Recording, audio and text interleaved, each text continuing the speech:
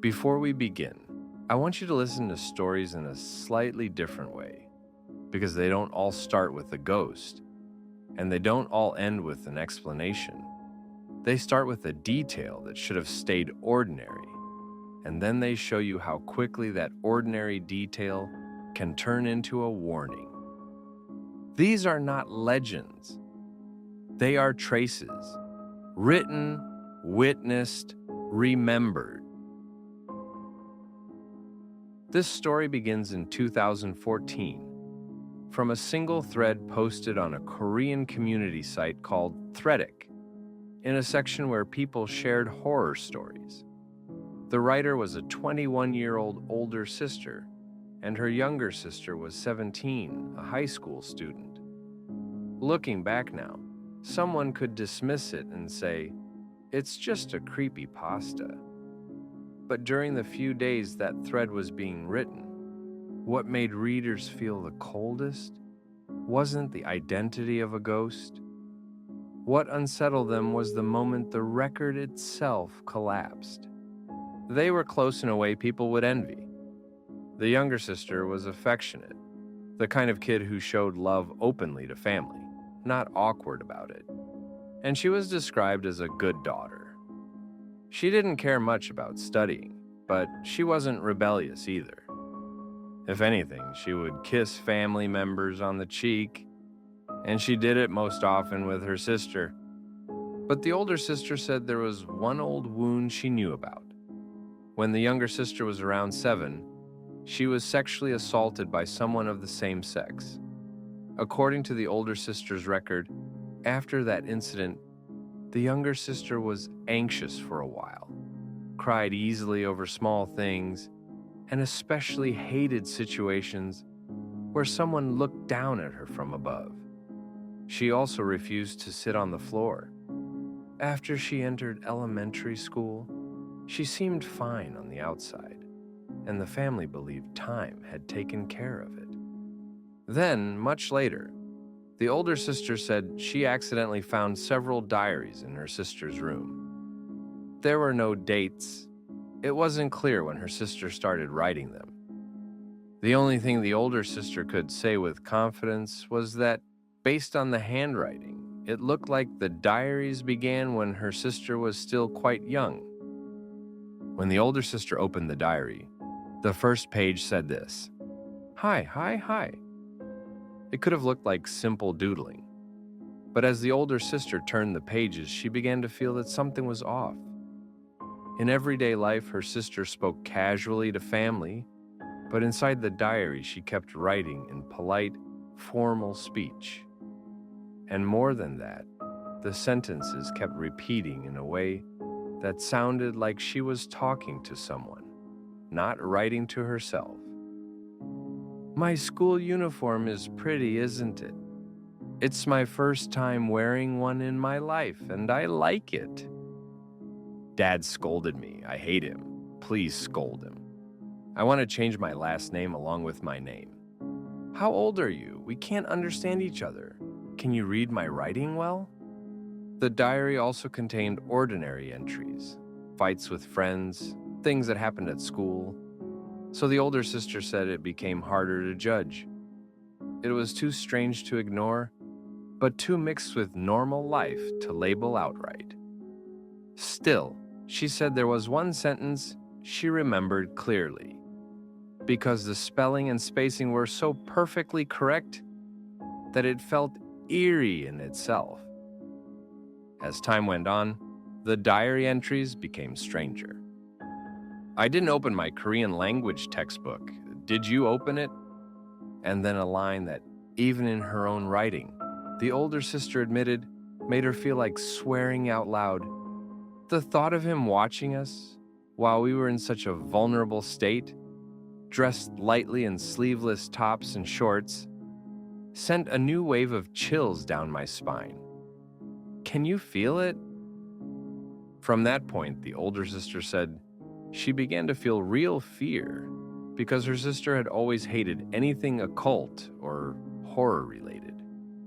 If someone tried to show her a scary video as a joke, she would look like she was about to cry. and yet her sister had written the word for spiritual intercourse and had left it behind like a question directed at someone, like a conversation. Even after seeing that, the older sister wrote that she still tried to deny it in her mind. No way. But the diary continued with an even more disturbing record. On the way home, I saw a dead puppy. I covered it with the wrapper from the ice cream I was eating, like a blanket. After I came home and ate dinner, Mom told me to take out the food waste, so I threw it away there. Enjoy your meal. The sentence is grotesque, even as it is. It's not fully clear what exactly was thrown away and where, but the final words, enjoy your meal, shift the entire atmosphere. The older sister wrote it plainly. From this page onward, it gets weird. At some point, the older sister said she began to think her sister had realized the diary had been discovered. Her sister started taking the diary with her whenever she went to school or left the house, and the older sister couldn't even take photos. She had no choice but to memorize the lines she could and write them down later from memory. She also wrote that she almost got caught badly once. She had opened the diary to photograph it, and her sister walked in. After that, the younger sister became suspicious, ignored her, and refused to let her into the room. So instead of a notebook, the older sister recorded that she found a text file on her sister's computer, like a simple notes document. And when she saw it, she said she went blank. It was written in red text, and it was filled with names. Names of family members, even the names of their pet dogs. At that point, the older sister wrote that she couldn't understand why her sister, who hated horror stories, would write things like this. The tone was similar to the diary, but there was a difference. This file included forms of address like Mr. and Appa, a Korean term meaning older brother, often used by younger women. And it included sentences with sexual implications that the older sister described as humiliating and unpleasant. The original thread contained more explicit wording, but for a broadcast script, she said she would not reproduce it as is. Still, she copied some lines that were in the original record. Everyone says their first kiss was thrilling, but in my first kiss, there was the smell of cigarettes and unpleasant description. My first kiss was with Appa. You're too rough. Because of you, I have an exam tomorrow, but it hurts so much I can't focus on studying. I hope you don't look. I'm embarrassed. Should I introduce you to my friends? Without you knowing, mister? And then a line that repeated again and again. I was wrong. I was wrong. I don't like it. I'm sorry. I was wrong. From here, the older sister said the fear became realistic rather than supernatural. Her sister's life was basically school and home. She attended an all-girls middle school and all-girls high school, didn't go to private academies, and when she went out, it was usually just sitting on the swing set in the playground visible from their home. She didn't go to a library or private study room either, and their parents received school schedules. So the older sister wrote that it seemed almost impossible for her sister to secretly carve out time for anything hidden. And yet the record kept leaving lines that sounded like she had some kind of relationship with someone. The older sister wrote that the gap between those two realities was what terrified her most. She also recorded behavior changes, not only what was written. She once witnessed her sister writing, but instead of writing continuously, her sister would stare blankly for a long time, nod slightly, and then write again. She wrote about seeing her sister hug a doll and cry hard. She wrote that her sister never laid down on the floor. She wrote about watching TV hearing her sister say, "This is fun," flipping channels, and then looking like she was forcing herself to watch something she didn't want to. And she noted that the channels were mostly things like soccer and wrestling.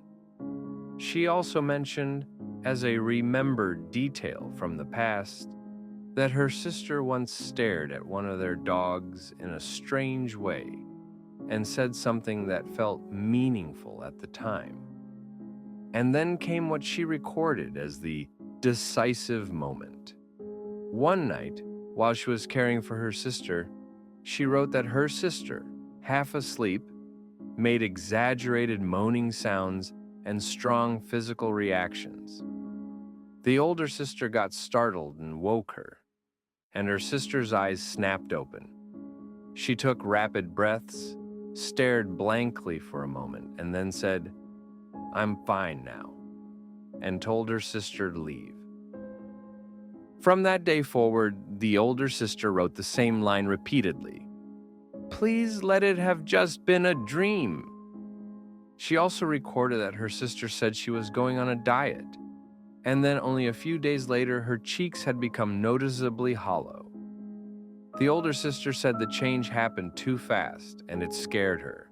Later, at dawn, the older sister ran into her sister in the hallway. The younger sister was drinking water at the purifier. And when the older sister asked, "Why are you still up?" the younger sister suddenly said, "It's time to feed the dogs." Then she went into her room and locked the door. The older sister wrote that the moment she heard that sentence, she remembered a line from the computer note file. "We have 7 dogs in this house. I thought I was the owner, but I was dog food." In reality, they had 4 dogs. The older sister wrote that the mismatch was chilling. She tried to wake their parents, but just as she stepped out to open their bedroom door, her sister was standing in the hallway. When her sister asked, "What are you doing?" the older sister made an excuse. She said she was getting water. Then the younger sister smiled and said, "That's unfilial of you." That line made the older sister imagine the worst possible scenario, that her sister might have noticed the older sister had been keeping the computer on for long periods while posting on Threadic. Because the computer originally belonged to the younger sister, and the desktop version of their messaging app, Kakao Talk, a WhatsApp-like messenger used in Korea, was still logged in under the younger sister's account. So whenever the computer was turned on, notifications could appear for the younger sister. The older sister wrote, "I was an idiot." Up to this point, the fear wasn't a ghost. It was the realistic terror that someone inside the same house might have noticed what she was doing. The next day, the younger sister went out to the park, wearing a dress, a light jacket, and makeup. The older sister wrote, "Maybe I'm being sensitive," but she also wrote that it felt like a strange outfit for just going to the park. While her sister was out, the older sister copied a line from the note file. "1 jujube tea, 1 beer, 1 soda. I'm strawberry milk." And then the next line was cut off abruptly. "Finally, Jayin." Even in the original, the writer only said, "The rest is deleted, and the meaning cannot be confirmed." That day, the younger sister didn't come home for a long time. The older sister ran through the park, searching, and from here, her writing in the thread suddenly broke down. Typos increased sharply, and the sentences came out like someone typing while out of breath. "She still isn't home, so I keep looking. I was in the park. I came to the living room and there's no kid in the park. Call, not picking up. I'm running. Out of breath." It didn't feel like a performance. It looked like the raw hands of a person typing while running. Then a Kakao Talk message arrived from the younger sister. She said she was at a PC cafe near their house, an internet cafe where people rent computers. The older sister wrote that her legs went weak with relief and that she arrived home first. And then she wrote, "Since I got here before my sister, I'm going to go into my sister's room." Normally that would look like the point where the story would end, but the real horror came after that. After some time passed, a post appeared in the thread from a completely different account ID, EBROCX4, BHF2. The post began like this: "It's me. I'm the thread author." And then the writing fell apart completely. Typos exploded, context broke, phrases repeated. The core message was one thing: this is all staged. It's a lie. Pretend you didn't see it. Is there a way to delete this? Please, take it down. Even in the original, that account was not the thread author's account. But the post kept insisting, "I'm the thread author." At that point, readers couldn't conclude anything. Was it really the original writer using another account? Was it someone impersonating her? Was it someone else pretending to be her? The only certain thing was this: right after the line, "I'm going to go into my sister's room," the thread suddenly shifted to another account, screaming "staged," begging for it to be taken down, and it ended there, with broken sentences and desperate pleas. When I was in high school, my family lived on the first floor of a small villa-style apartment building, and I shared a room with my older sister. It was an unusually hot summer night, and because we were on the first floor, we hesitated about opening the window. But we had a screen and the blinds were down, so we convinced ourselves it would be fine and opened one side of the window just a little.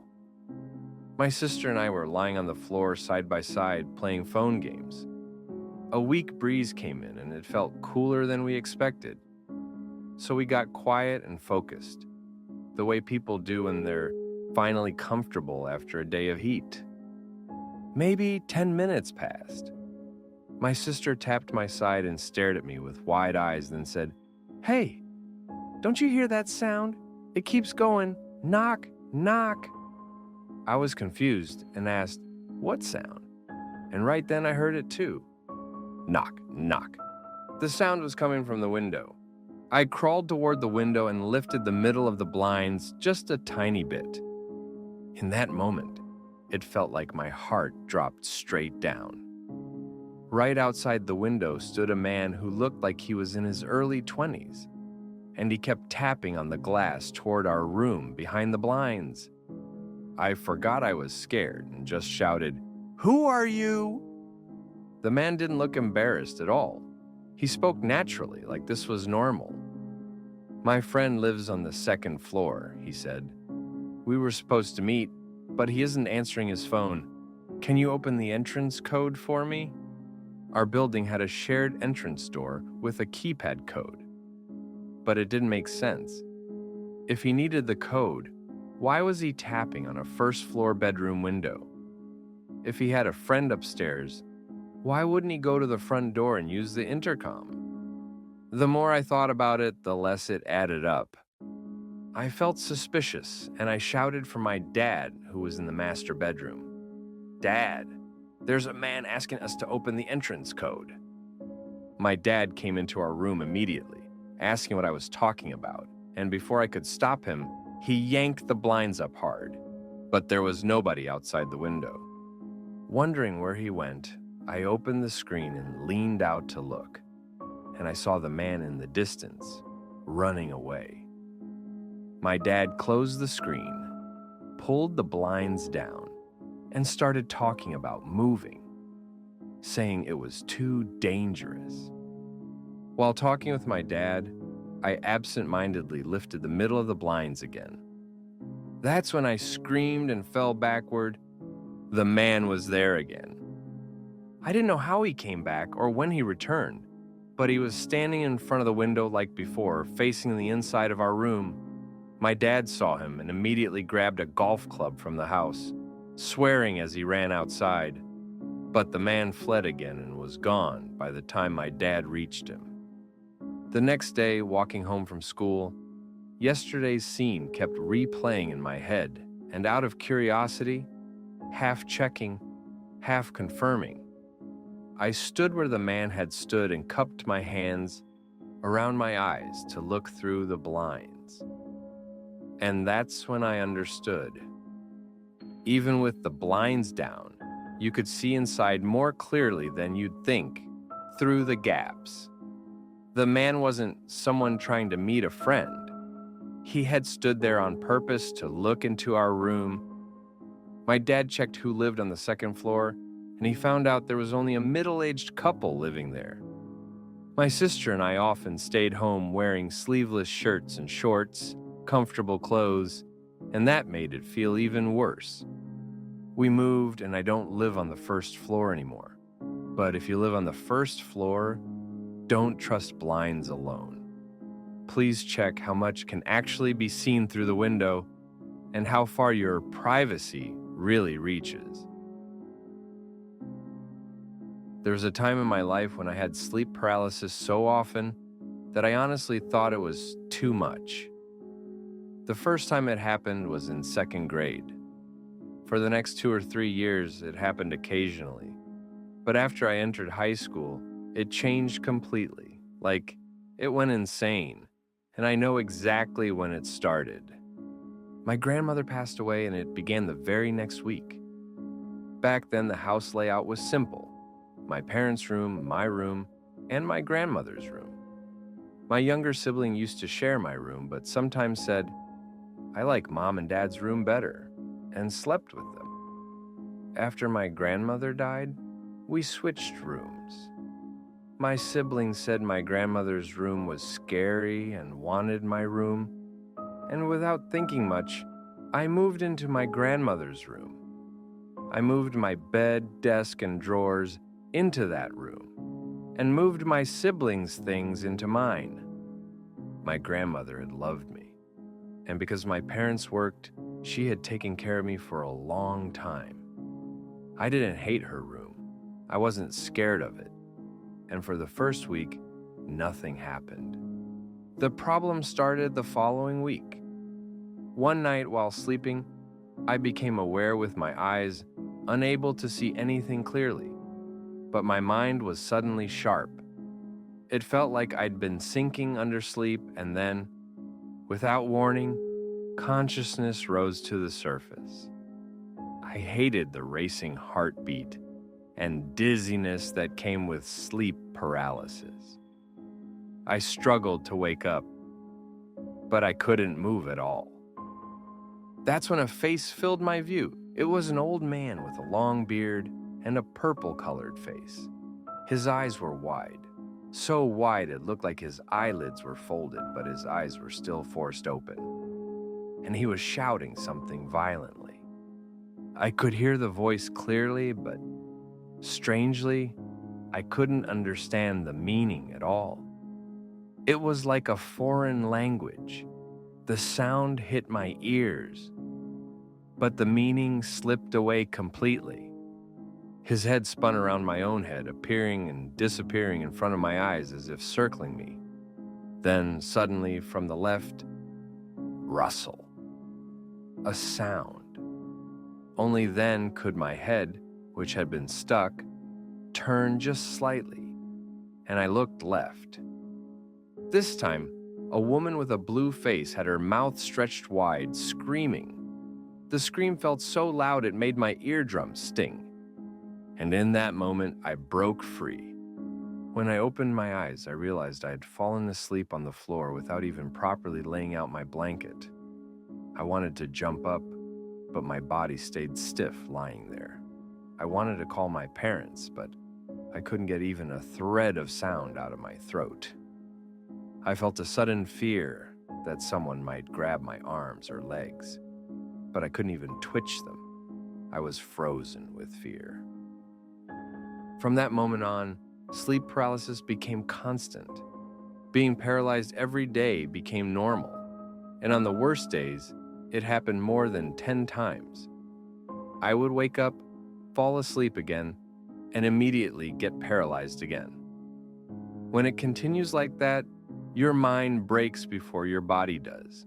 You can't sleep, and you become afraid of falling asleep because you fear being paralyzed again. And that fear itself becomes stress. During that period, I saw many strange things. Most often, I only heard voices. Sometimes I saw a woman stepping on my forehead and looking down at me. Sometimes, an old man tapped my window and stared down silently. Sometimes a little child bounced on my bed and then crawled under my desk and disappeared. I went to the hospital too, but the doctor said it wasn't scientifically proven, told me to sleep calmly, and suggested psychological therapy if needed. In the end, it was just talk about stress management and sleeping pills. Strangely, after about 6 months, I adapted. I learned how to break out of sleep paralysis by myself. At first, I tried what I had read online, starting by forcing strength into the tips of my fingers. But it didn't work well, so I practiced through imagery, imagining that I was regaining control of my body step by step, from my fingertips upward. Later, I developed another method. I would gather strength in my waist again and again, and then use it all at once to jerk my body upward, almost like lifting my hips. And that would snap me awake. The next thing I learned was lucid dreaming. Because I often slid from dreams into paralysis, my body learned a way to wake up before the dream turned into paralysis. As soon as I realized it was a dream. After I entered college, the episodes decreased. It still happens sometimes, but more days passed without it and I could sleep normally. But I'm telling this story again because of something that happened recently. One day, I had a dream, not paralysis, just a dream. I sometimes have the same dream again exactly, and that day was one of those repeats.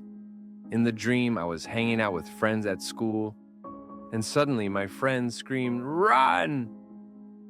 When I turned around, they were gone, and I was left alone. I thought I had to get out of the school no matter what, so I ran down, but I stopped at the cafeteria on the first floor.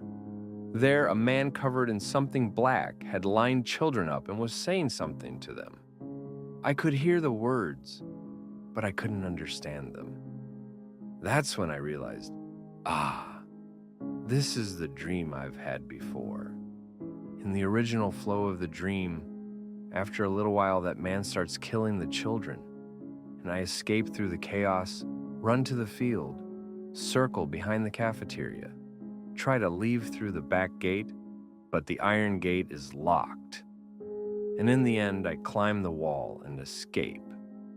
As soon as I remembered that flow, the thought came to me. Those kids in the cafeteria are going to die soon. But maybe because I wanted to wake up this time, I spoke to one of the children, and then that child said something that was not in the dream before. In a little bit, that man is going to come after you with a knife. If you want to live, leave now. In that instant, goosebumps ran over my whole body. It felt like the air changed. When I turned my head, every student in the cafeteria and the man in black were all looking at me. And the child I had spoken to said, "You're one of the living." The moment those words came out, what I felt was, the dream became not a dream in a strange way. It felt like a wall had collapsed, the wall that says dream beings and real people can't mix. I ran like crazy.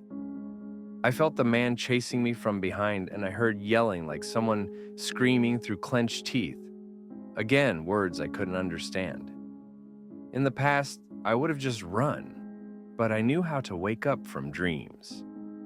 While running, I tried to wake up immediately, and within a few seconds, it felt like I was returning to reality. But even in the moment my mind returned to reality, a voice followed me, like it clung and came through, a voice that shouldn't have been audible once I woke. I still couldn't understand the words, but the fact that I heard it as I returned to reality itself was terrifying. When I woke up, our dog was sleeping, leaning against my bedroom door, and it stared at me with wide, startled eyes. Even the next day, I got goosebumps whenever I remembered that line. "You're one of the living." And about a month later, I took a nap and got sleep paralysis again. This time, the real world was extremely clear.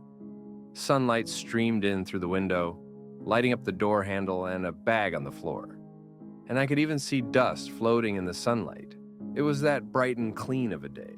Then someone knocked on the window.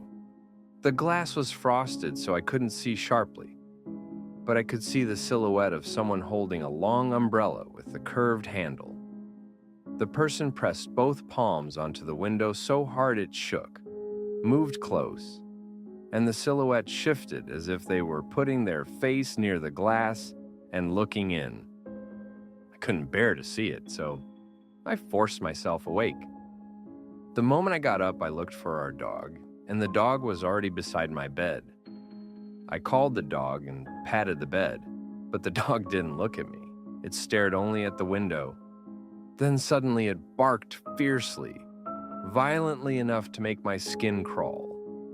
It barked for about 30 seconds, then went quiet, and then, as if nothing happened, it licked me. From that point on, I felt like something was going wrong. A few days later, I was working in my room, typing at my computer, and suddenly I felt terrified for no reason. Pure dread and goosebumps with no trigger I could name. I jumped up to find our dog, but it wasn't visible. Our dog is a large sapsary, over 20 kilograms. It couldn't just vanish in the room. I panicked and started calling people. My parents didn't answer. Friends didn't answer. Then, a high school friend who lived nearby answered. I said, "I'm suddenly terrified. Please come right now." And even while I said it, it sounded ridiculous. But my friends said they'd come. After hanging up, I looked around the house again, and the house felt subtly different. The furniture hadn't moved, but something felt wrong, like the air of the space itself didn't match. I couldn't even bring myself to open closets. It felt like something might jump out. Then I opened the window and looked out into the yard. In the middle of the garden stood someone wearing a long coat, holding a black umbrella. It wasn't raining, but the umbrella was open and the person wasn't moving at all, just staring at our front gate. In that moment, I felt a certainty I couldn't explain. That's the man I saw in the dream months ago. And at the same time, I thought of the silhouette that had knocked on the window with the umbrella during paralysis and wondered if it had been this person too. The moment that thought connected, my mind went distant and my body shook. I couldn't understand why someone who should exist only in a dream would be standing in our yard. I stared, frozen. Then, the person began to turn, little by little, very slowly, as if about to look toward me.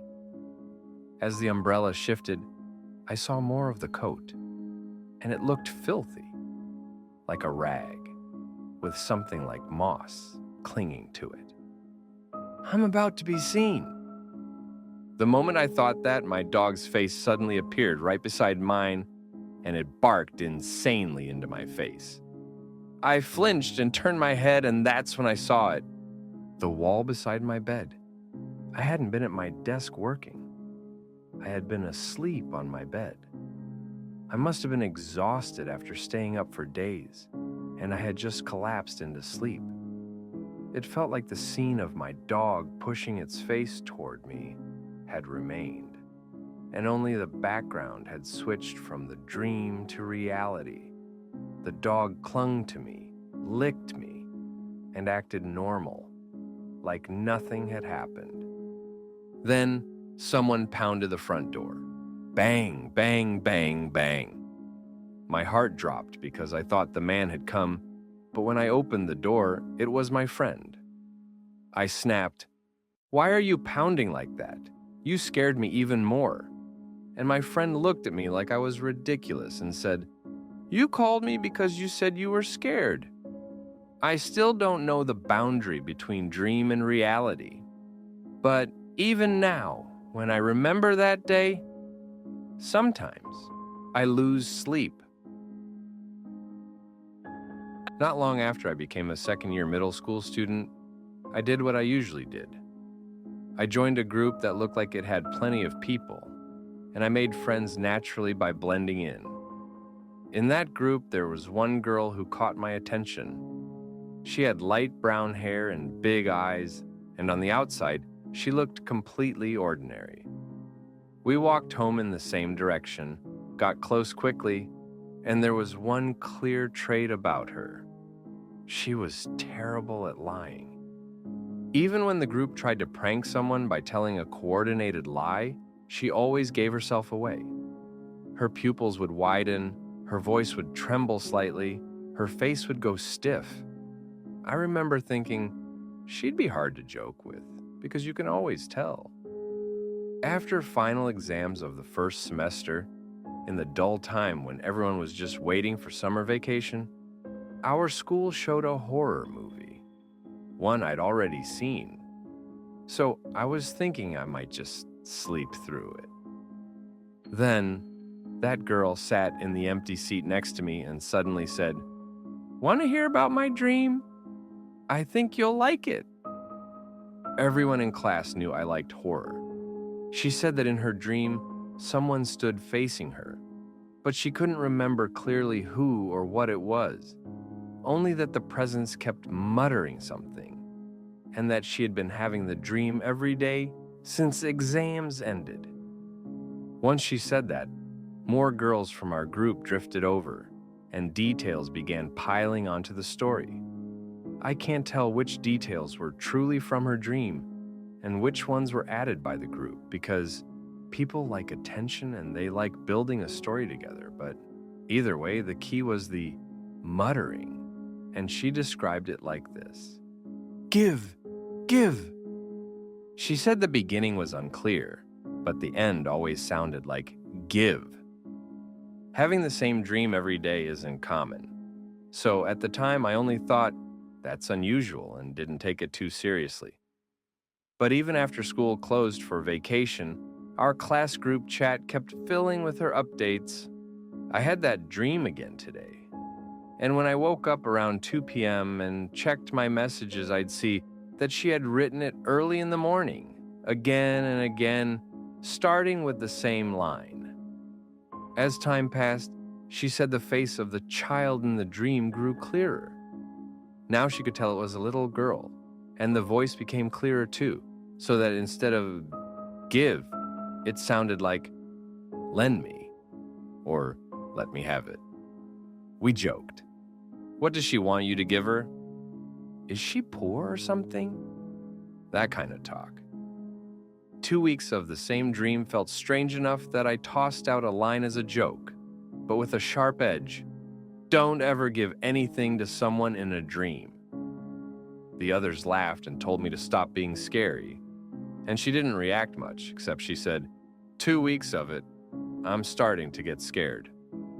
Then, around the third week, she posted again. She said she finally saw the little girl's face completely, and the face was her own. When I read that, my chest dropped for no clear reason. She said she woke up startled, and only then did she feel like she finally understood what the voice had been saying. It hadn't been, lend me or give me. It had been, let me borrow it. The others kept repeating, that's scary, so I asked her directly, so what did you say? Don't tell me you agreed? She paused like she was thinking, and then she said, I don't know. That answer felt wrong. And then, truly from the next day on, she said she no longer had that dream. Second semester began, and then we went on a school trip where we had to sleep in the same room overnight. I lay next to her and quietly asked, Are you sure you just woke up without saying anything? You really don't have that dream anymore? She leaned close and whispered into my ear. Starting the next day, a girl who looks exactly like me shows up in my dream every night and says, Give it back. Her voice wasn't trembling. Her eyes, when she faced me, didn't shake. She even smiled slightly at the end of the sentence. It was too natural, like she was telling me something obvious. I turned my body away from her. I couldn't sleep that night, and strangely, she didn't seem like she was asleep either, but I couldn't turn back and look. After that trip, we slowly drifted apart, and that's the end. For a while, sleeping in my car was almost a hobby. On nights before a day off, I would drive around for a while, choose a place to park, and sleep inside the car. To other people, it might sound like an odd hobby, but it was real.